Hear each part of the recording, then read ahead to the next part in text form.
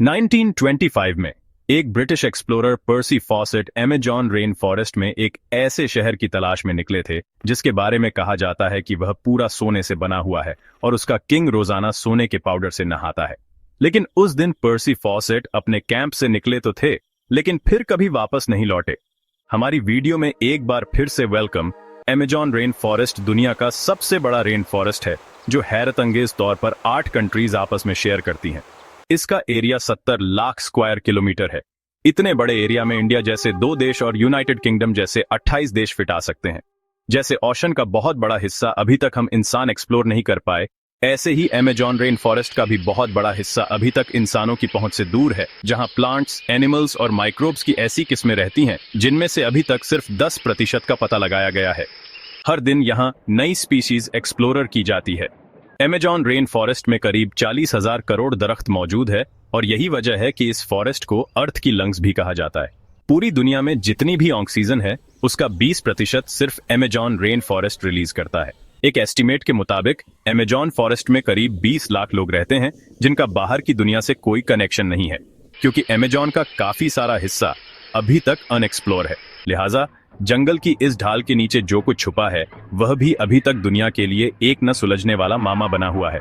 Amazon के जंगल की ऐसी ही चंद मिस्ट्री के बारे में आज हम जानेंगे। कुछ को तो सॉल्व कर लिया गया है, लेकिन बहुत सारी आज भी साइंस के पल्ले नहीं पड़ रही। सबसे पहले बात करते हैं सिटी ऑफ गोल्ड के बारे में।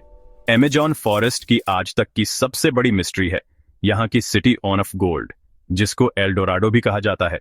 कहा जाता है कि किसी दौर में यहाँ एक ऐसा शहर था जो पूरा सोने से बना होता था और यहाँ का किंग रोजाना सोने के पाउडर से नहाकर अमेजॉन रिवर में वह सारा सोना बहा देता था। जी हाँ, 16वीं सेंचुरी में यूरोपियन साउथ अमेरिका में आए थे जहाँ अमेजॉन फॉरेस्ट मौजूद है। वह अपने साथ काफी सोल्जर और इस इलाके पर कब्जा करने का प्लान बनाकर आए थे। यहाँ उनका सामना अमेजॉन के लोकल लोगों से हुआ जिन्होंने यहाँ अपने शहर बसाए हुए थे। यूरोपियन ने उनके बनाए हुए शहरों पर कब्जा कर लिया और 16वीं सेंचुरी के आखिर में उनको खबर मिली कि अमेजॉन फॉरेस्ट के द्वीप में एक ऐसा शहर भी है जो पूरा सोने से बना हुआ है। तो इसी पर यूरोपियन ने इस एल डोराडो सिटी की तलाश शुरू कर दी।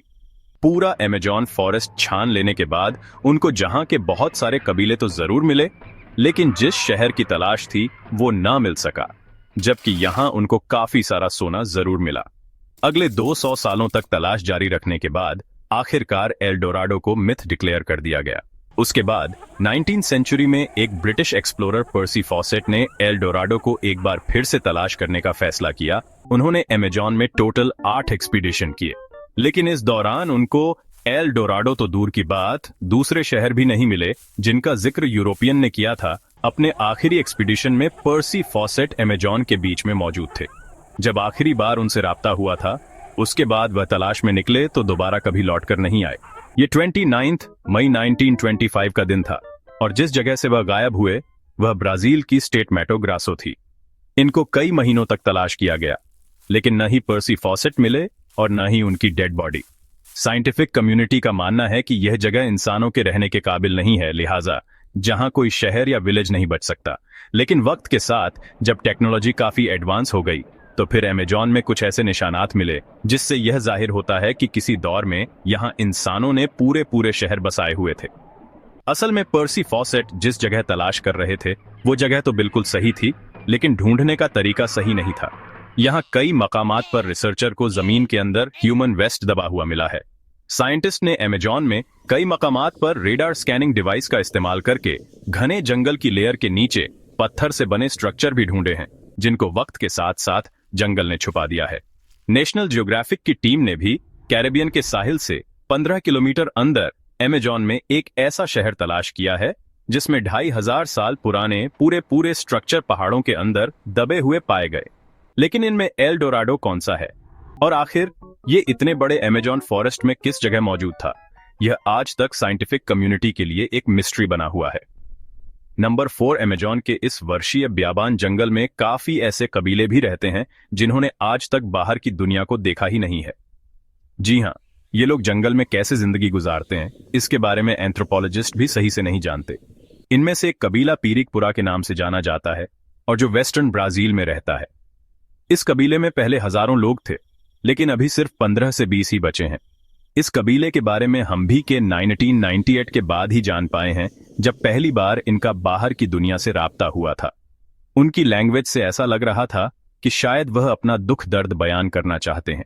एंथ्रोपोलॉजिस्ट ने जब उनकी बातों को डिकोड किया तो मालूम पड़ा कि उनका कबीला पहले काफी स्ट्रांग हुआ करता था, लेकिन फिर कुछ कब्जा माफिया ने फॉरेस्ट में माइनिंग करने के लिए उनके तमाम साथियों को बुरी तरह मार डाला, जिनमें से ये चंद लोग बच गए थे। ऐसे पता नहीं कितने ट्राइब्स हैं जो अमेजॉन जंगल के बीच अपनी दुनिया बसाए बैठे हैं। ये लोग कहां से आए थे? क्या इनका हजारों साल पहले यहां बसने वाले कबीलों से कोई कनेक्शन है? इस बारे में आज तक कोई नहीं जान पाया। नंबर 3, सदियों से हिस्टोरियन को यह कंफर्म नहीं था कि अमेजॉन में रहने वाले लोग यहां कब आए थे, लेकिन 2017 में यह पहेली तब सुलझने लगी जब आर्कियोलॉजिस्ट को कोलंबिया के करीब अमेजॉन फॉरेस्ट में पहाड़ पर कुछ पेंटिंग्स बनी हुई दिखाई दी। ये बड़े बड़े पत्थर पहाड़ के अंदर पूरी तरह दबे हुए थे और इन पेंटिंग्स को समझने के लिए इनको एक्सपोज करना बहुत जरूरी था। लिहाजा आर्कियोलॉजिस्ट ने यहां 13 किलोमीटर की खुदाई की तो मालूम पड़ा कि किसी दौर में यह पत्थर एक हार के अंदर मौजूद थे। इस 13 किलोमीटर की हार में जो पेंटिंग्स बनी हुई पाई गईं, वह करीब 12,000 साल पुरानी थी। उस वक्त आखिरी आइस एज की एंडिंग चल रही थी और जाहिर है उस वक्त यहां जंगल नहीं बल्कि सिर्फ बर्फ ही बर्फ हुआ करती थी। पेंटिंग में कुछ ऐसे जानवर भी बने पाए गए जो सिर्फ आइस एज में ही हुआ करते थे, जैसा कि मेस्ट्रोडांस और जॉइंट स्लॉट्स। इन पेंटिंग से यह भी अंदाजा लगाया गया कि उस दौर में यहां इंसान किस हालत में रहते थे और कैसे वो अपने से भी बड़े जानवरों का शिकार करते थे। नंबर 2, 2019 में साइंटिस्ट तब चौंक गए जब उनको नॉर्थ ब्राजील में अमेजॉन फॉरेस्ट के मराजो आयरलैंड पर एक मरी हुई हम्पबैक वेल मिली। हैरानी की बात वेल का मरना नहीं था, बल्कि इसके मरने की टाइमिंग कुदरत के खिलाफ थी। सिर्फ इतना, बल्कि वेल अमेजॉन रिवर के करीब जमीन के ऊपर पाई गई थी। असल में 10 टन भारी यह वेल का बच्चा था। यह वेल सर्दियों की स्टार्टिंग में यानी अक्टूबर से नवंबर में अमेजॉन के करीब समंदर में गर्म पानी एंजॉय करती है, लेकिन फिर यह खाने की तलाश में साउथ की तरफ अंटार्कटिका के करीब चली जाती है। लेकिन यह वेल फरवरी में अमेजॉन के करीब कैसे मरी थी? इन्वेस्टिगेशन से मालूम पड़ा कि यह जिस दिन मिली थी उससे सिर्फ 4 दिन पहले मरी थी। न ही इसकी बॉडी पर किसी शिकार के निशान थे और न ही इसको कोई चोटें लगी हुई थी। तो अब यहां कई सवाल उठते हैं। पहला यह कि वेल इस मौसम में यहां कैसे पहुंची, ये समंदर से अमेजॉन रिवर में क्यों आई, और सबसे बढ़कर यह अमेजॉन फॉरेस्ट के बीच जमीन तक कैसे पहुंची। वो दिन और आज का दिन, ये मिस्ट्री कभी सॉल्व नहीं हो पाई।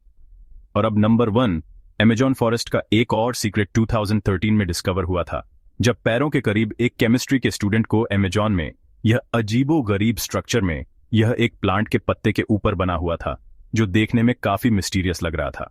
इसके ठीक सेंटर में सिल्क से एक कोण बनी हुई थी और इसके चारों तरफ सिल्क से ही एक जबरदस्त फैंस भी बनी हुई थी। उस स्टूडेंट ने इस स्ट्रक्चर की फोटोज ली और उनको इंटरनेट पर पोस्ट कर दिया। लेकिन हैरत की बात यह थी कि आज तक ऐसा स्ट्रक्चर किसी ने भी नहीं देखा था। इस पर जांच पड़ताल के लिए साइंटिस्ट की एक टीम ने पेरू के इस हिस्से को विजिट किया। थोड़ी ही देर में इनको 45 से ज्यादा ऐसे ही स्ट्रक्चर मिल गए। कुछ तो दरख्तों पर बने थे और कुछ प्लांट्स के पत्तों पर। इस मिस्टीरियस स्ट्रक्चर को सिल्क हैंस का नाम दिया गया और इनमें से कुछ को वह अपने साथ लैबोरेटरी लेकर गए। माइक्रोस्कोप की मदद से देखा गया कि फैंस पर छोटे छोटे डस्ट माइट घूम रहे थे।